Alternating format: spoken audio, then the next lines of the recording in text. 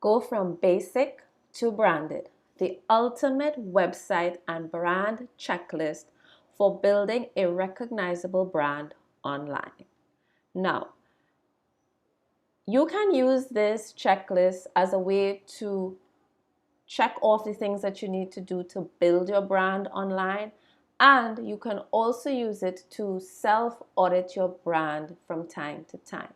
Or maybe you are along in your journey and you need a point of reference to make sure that you have everything tight with your brand. This is a good guide to go through some essentials that you should have in place in your business. And if not, you know your areas that you need to work on. So go through this guide, tick them off, and work on the things that you need to work on. Okay?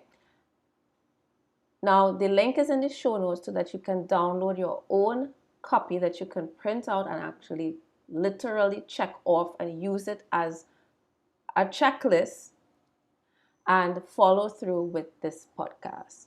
If you want to get to the meat of this podcast, you can jump to 17 minutes in thereabout to get straight to going from basic to branded if you want to skip the intro. So, without any further delay, let's get started.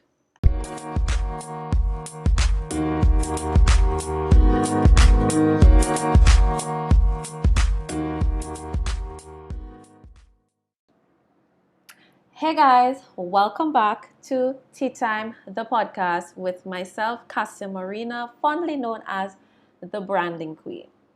So, if you don't know who I am and you're the first time listening to this podcast, I am a brand strategist, brand designer, and website designer, helping you take your business online, not just with beautiful graphics and design, but also with strategy.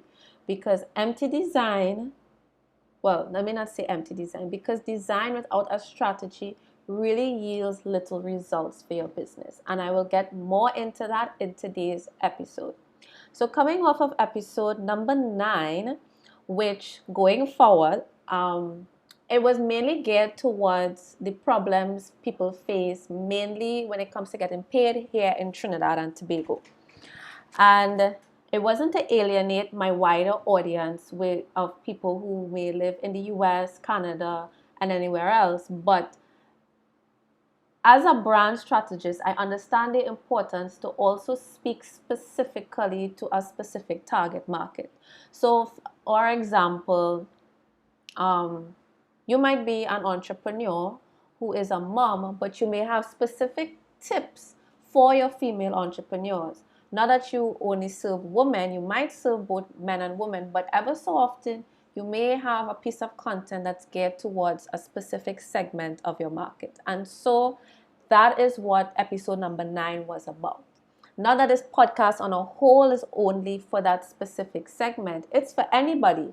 So I just wanted to preface this episode also going forward that I'm going to start marking any episodes that is mainly geared towards a smaller segment of my audience. I'm going to call it Rated Trini, which I absolutely love that term. So going forward, when you hear, hey, this is a Rated Trini episode, well, then you know what's up. All right. And I'm also going to place that in the show notes so people are aware. But today's episode is for everybody because I'm talking about going from basic to branded. But before we begin, I just want to say thank you to everyone who listened to episode number 9, even those who aren't living in Trinidad and have those unique issues. But I found that episode number 9 brought a lot of awareness to my podcast in general. And while the podcast is still in its early stages, I mean, I started it last year and I'm only at episode number 10, which is this one right now. There have been a few episodes out and many people still did not know that I had a podcast. And funny enough, I posted for the first time since having my podcast I posted one of those audio clips that you would see on Instagram, which gives you a snippet, a audio snippet of the podcast, not just a graphic. And in the past, I've done just a graphic. And the reason why I shied away, to be quite honest, I shied away from posting that. I've made them before, but never posted them because, ironically, I don't like hearing my voice. So running a promotional piece on my feed and in a very public area of my content, because like I would post a clip in my stories of, the screen recording of iTunes, etc.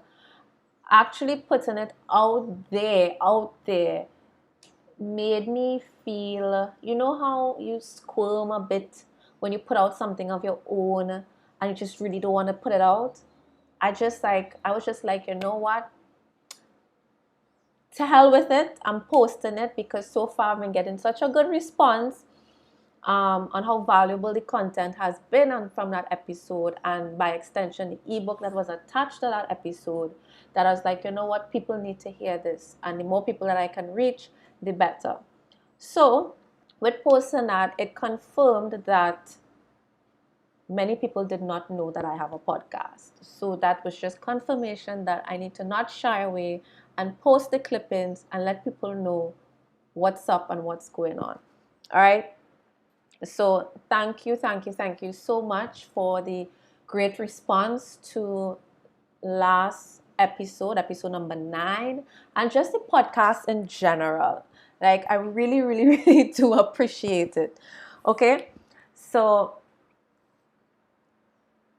honestly, when it comes to like listenership, even though that the podcast episode was geared to a specific segment, I have tripled my listenership from when I first put out my podcast. So I knew my particular on average listens for now starting, and because you're now starting, okay, yeah, it's not gonna start off with a bang, but it just goes to show my point when it comes to branding, right? This is leading into the point of branding. You don't serve everybody all of the time. Now, not to say that I don't serve people outside of Trinidad, no. But the point is, you have to get super clear on who you are speaking to.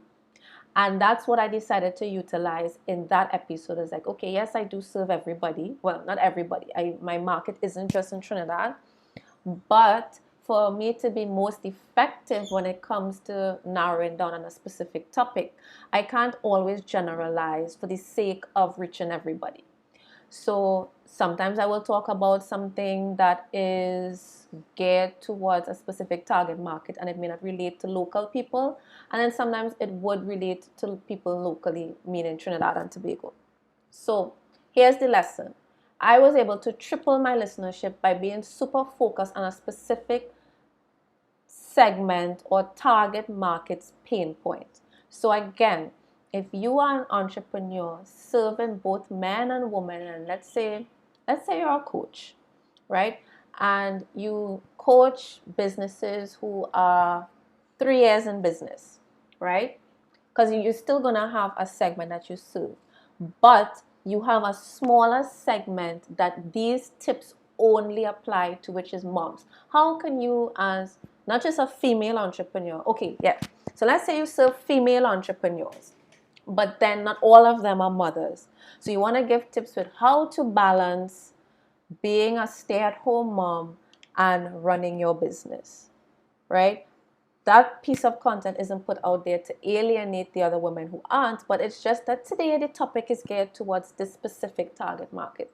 You're a lot more effective when you focus in and zone in on a particular one of your segments, because you'll have many segments, on their specific pain point. And this is why it's so important to become very, very clear on who your ideal client is and who you serve. You may have many different ideal client avatars, which is what I'm referring to as your segment. So you have segment A, B, C. Today I'm going to focus on segment A. Maybe next week you're going to focus on segment C. What are their pain points and how can I meet their needs in terms of the offerings that I may be putting out, the content that may be putting out. How are you serving them specifically, right? So before I can even get into going from basic to branded, I have to talk about what it means to be branded, what it means to have a brand or build a brand, or what a brand is. All right. So many times people use the word brand and business interchangeably, right? And some people might be like, oh, it's so complicated. A brand is a business and a business is a brand. And no, that's false. Many people are running businesses, maybe successful businesses at that, but it doesn't mean that they have established a brand. Okay? So your general corner store shop that sells many odds and ends, they have a business. They are around for years because they might be selling, your common items that you may need, from pots to pans, can openers, whatever.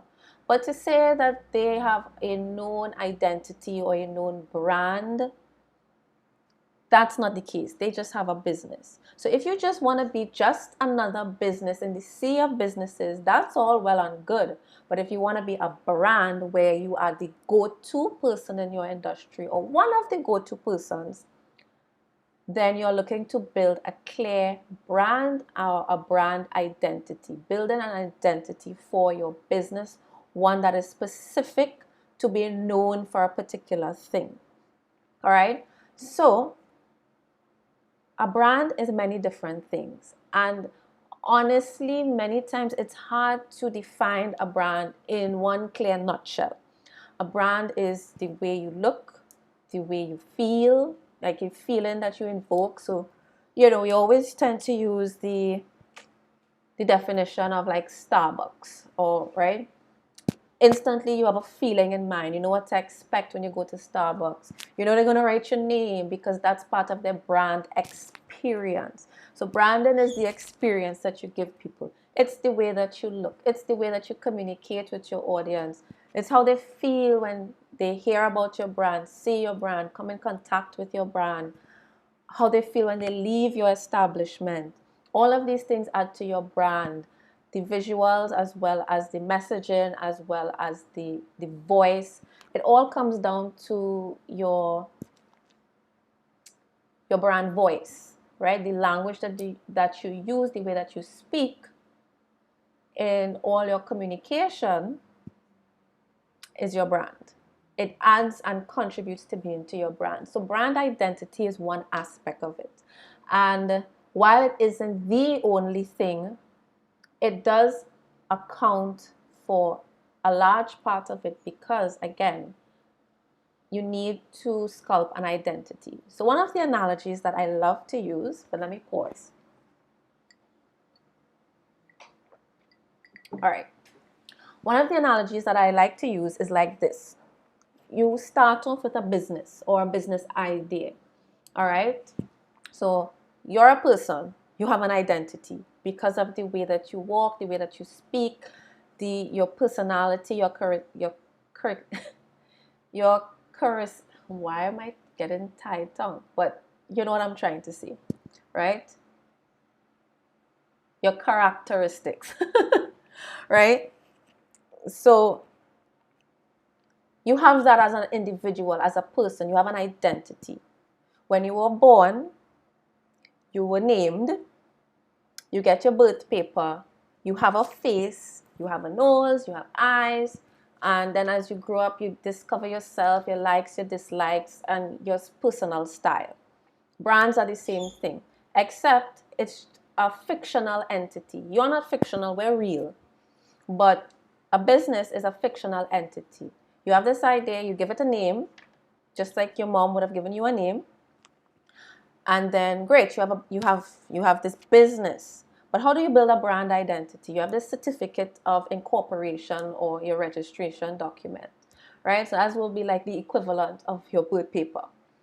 And now how am I able to identify this entity? It doesn't have a face. It doesn't have a sound, the way that it speaks, and a character. But that is built through a brand identity, right? That is one of the aspects of branding. Like, what are the characteristics of it? What is the persona? So now you are creating a persona for your business. That is essentially what your brand is, building that persona and building that reputation for it and being known for that particular thing. But before you can even build those things, you need to have some sort of identifying mark, which would be like your logo, that identifier that people can say, hey, that's that particular business, well, that particular brand, because it is consistent in the colors, the fonts, the visuals, and all of that good things. So that you know, if I search for this name on Instagram, Facebook, Google, and I go to these specific platforms, it must be consistent across all platforms. So this is why it's very ineffective to just get a logo, because you can have a logo on all these platforms, but you are not clearly identified because you're not consistent. You have no brand guidelines, no brand board, nothing for your designer to follow or even yourself to follow. So with time, with each piece of graphic that you might have created in Canva, because Canva is awesome and everyone wants to use it to save some pennies, you use Canva templates and your flyer looks like the next person's flyer, or this cover photographic looks like the next person's graphic, because you don't have that clear foundation. You may have a logo, but you don't have a clear brand foundation. All right? And that is important if you want to build a consistent and cohesive brand that people can easily identify. Now, if you're on the face of your brand, you can easily get away with not being all 100% put together and cohesive, because at the end of the day, people will still identify your brand by seeing your face and hearing your voice. But if you want to be like building a big brand that is going to live on for many years to come, you want to at least have a general outlook or outline of what your consistent image is going to be across online, offline. You know, you go to a pop-up shop, people should supposed to be able to identify, hey, that's brand ABC. You know, I can identify, like, hey, I follow their stuff on Instagram or Facebook. Let me go check them out. I really like what they offer. This is why it's important to be consistent outside of just the logo. So I'm going to, actually, I don't need to link in the description or in the show notes, but essentially you can get your own copy of Basic to Branded by signing up to my email list. It's my evergreen freebie that you can grab by just going to brandingqueen.me/VIP list, and it will take you to a page to download your very own copy of Basic to Branded. So I may skim over a couple of things for the sake of time, because I don't want this to be too long, and it's already 60 minutes. But I'm going to go through the essentials, and you can follow through with it if you have downloaded your copy already, or you can pause this podcast right now, go download it, and follow along with me so that you understand where we're headed. All right. So going from basic, in my opinion, is having, well, one, you have no logo, or two, you may have a logo, but you're not properly branded, right? And for the sake of this exercise, it's more or less being branded online, right? So the first part is your brand identity, your look. So the first thing is creating your identity. So you're going to have a professionally designed, clear main logo. Then you should have your secondary logo, which you're going to use on your social media and for other marketing placement. So many times people get these logos designed that are, one, they tend to be very cliche. They tend to just look like clip art that they pulled from Google and just wrote text underneath in Word docs. And your logo should be something that is unique from everybody else. So it's very important for you to do your research. So when you go to the design and you say you want just a logo, research goes into that, right? And It's usually a much more in-depth process than just slapping together text and a cute piece of clip art, which many times if you're getting your logo done based on price, you're gonna get something that somebody else might have and something that they just slapped together. So if your designer is not doing research or you're doing your own logo yourself, please do research and see what you're up against, because you want to stand out from others. You want to make sure that your logo is as unique as possible, because oftentimes when it comes to creative work, there really isn't anything new under the sun, but you can try to be, and you should try when it comes to your logo. So you might have an idea, and it's not that somebody stole your idea, it's just that ideas you may find that somebody else had a similar idea, and it happens. And then there are other times people did steal stuff, but do your research so that you make sure that your idea doesn't already exist. Then what you need to have is a brand and color mood board. People call them mood board, brand guides, brand boards, to direct your identity, meaning this is your foundation, so that any piece of visual collateral that you create here on out for the lifespan of your brand or your business until you decide to rebrand 5-10 years down the road, it must be in line with this brand board. If it doesn't look like it and it's not following the rules of this brand board, then it's not consistent, and it does subconsciously put an idea of mistrust in the minds of your audience.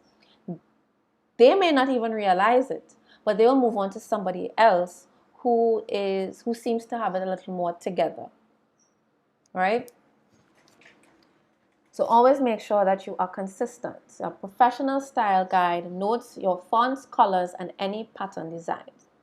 Make sure that you have a professional headshot or product photography to use throughout your brand and marketing. So in this day and age, when you have a decent enough smartphone, you can take out good photos, like excellent, great photos. But you also need to know what you're doing.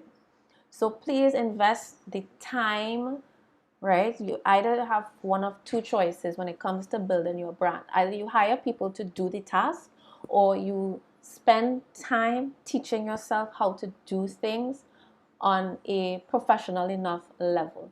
So don't just take out your snap phone in dark lighting or on a rainy day and snap from terrible angles, because it's not going to show your business in the best light. You need to have really great photos of either your products or yourself or both. Selfies work. Like, actually, you can check out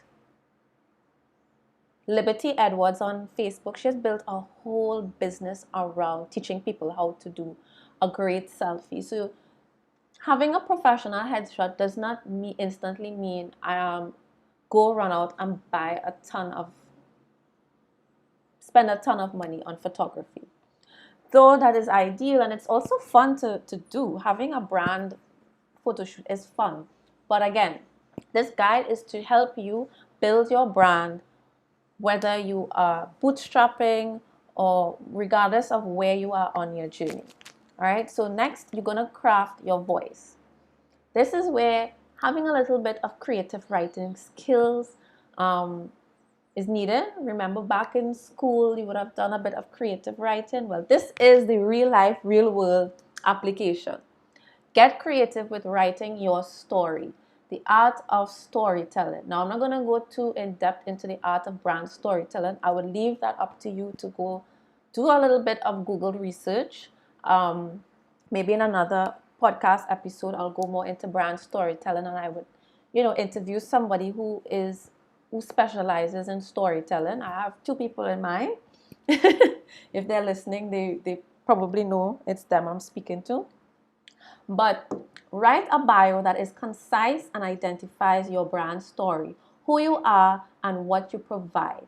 This is usually found on a site's website. So if there's somebody in your industry that you look up to, check out their website, read their about page, and read a couple of about pages, not only from people you admire in your industry, but other industries. So you can see how people got creative with telling their story. Essentially, that is what you want to share on your about page.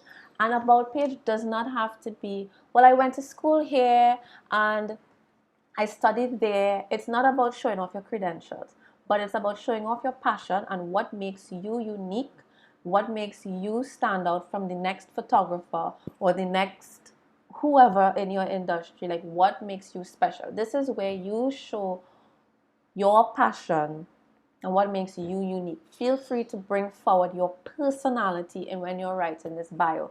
Or even if you've hired a copywriter, take what they wrote and see how you can make it sound more like you. As if you are out there talking about yourself. Let's say you are doing a presentation and you're telling people a little bit about you. Make the language sound as authentic to you as possible. All right? Consistent brand message and tone in your marketing and blogging efforts. So, perfect example. I love to dish tea because I just want to keep it real. So, tea is my analogy for keeping it real in a it's not from a place of malice, it's not from a place of throwing shade, but that's my personality. I like sass. I'm considered a bit sassy at times, even though I'm an introvert. But when I see things in the industry that bothers me, it's just like, we need to fix this. I need to do some tea on this particular issue. So that is where my style of speaking and bringing forward my points come from. So that's my brand voice, right? It will come through on my stories, it will come through on my social media content, my blog, and this podcast. Hence the name Tea Time, the podcast, because for those of you who might be new to me, I used to do a segment on Facebook Live called Tea Time Tuesday, and then eventually it morphed into this podcast. All right, and then you want to have testimonials from your clients that encourage others to listen to your brand message. So it may not be your voice specifically, but you're leaning on the voice of those you have served to direct them to listen to you. All right. The next section is consistency across all platforms. So earlier we mentioned consistency, so we're going to go into it again. Brand collateral pieces that are all consistent with your brand guidelines that translate to your brand identity and updated contact information. Example, your business card, social media graphics, your website, any promotional material, that could be a newspaper ad, any piece of visual collateral marketing material that you put out there must be in alignment with your brand. When you think McDonald's, something comes to mind. Clear the M that represents, I think it's like mustard. That's what comes to my mind. But that big M is so iconic to you that you always remember that. KFC, Starbucks, all these different platforms, when you see it anywhere, it's identifiable from a distance. You're not confusing it with another business or a brand. You do not want to be confused with another brand, right? So you must be clear. Another thing you need to have is social media accounts with the same username. So something that I see often is somebody's website might be jonescakes.com, but then their social media says Jones Edibles. Try to be consistent.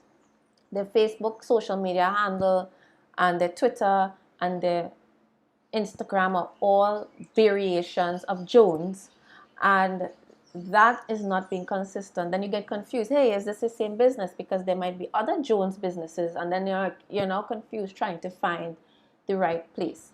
So try to see if you can get them all the same. I know sometimes it depends on availability, but play around until you can find a username that is where you are able to be consistent across all platforms. Social sharing templates to use on blog posts, social media announcements, etc. that are branded. Right. So you want to have templates that you can use to put your quote graphics on, or make an announcement on something, or your blog post, that thumbnail image, you would notice that branded businesses tend to have a consistent branded image on all of their blog posts. If you check out my blog page, you would see that the graphics, there is a specific template. It's like, think of it like the cover page for your blog post. They are all consistent, and they're also consistent with my social media posts, etc., etc. So always make sure those things are consistent in design and the fonts that I use. So mainly you would see that mine has a particular font, and they are all black and white. All right. Brand curating activities. So what you should have is an email account that is professional, meaning it uses your domain name. This is something that many businesses lose out on when it comes to marketing their business, because many people you might email somebody, and then they see, oh, let's say your name is Melissa, and then you gave somebody in a personal setting your email, and they see that your email address is melissa at whateverbrand.com, and then they're like, oh, they go type in brandname.com. Then they see, oh, she has a business. Hey, that's something I've been looking into doing. Oh, hey, she does cakes and cupcakes. Okay, that person might be working somewhere where they're doing an event and they need someone, and then they decide to say, hey, one of our customers has a cupcake business, let's reach out to them. So you see how it's a good marketing avenue when you have a branded email account that reflects your website. All right, so one time I went to get my eyes tested, and they're just taking information, want to know your email address, and surely enough, they expected a at Hotmail or at Gmail email address, and I was just like, Cassia at brandingqueen.me, and she was confused immediately. She was like, at what? Now, because this is a Trinidad business, she probably didn't even know what that even means in terms of, this is my website email, because people are just, they're very basic, and this is where I'm trying to take you from basic to branded. And she didn't even understand, well, how does that work? And it's just like, yeah, that's the email address. It's Cassia at brandingqueen.me. You're not confused. So now if she is confused and she asks somebody like, how did she get this email address? Somebody might tell her, oh, hey, yeah, that's her website. Then they check it out. Oh, she's self-employed. She has her own business, blah, blah, blah, blah, blah, blah. And it gets the conversation going.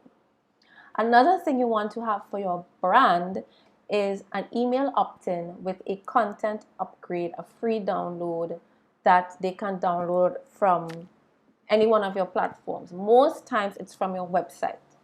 People opt in, they give you their email, and they can communicate with you further, right? The fact that they downloaded your email means that they are interested in some way, shape, or form in your services or what you have to say. Stellar product packaging that is on brand. So whether you have a physical business or a services business, if you sell in any type of marketplace, you still want to package your offerings.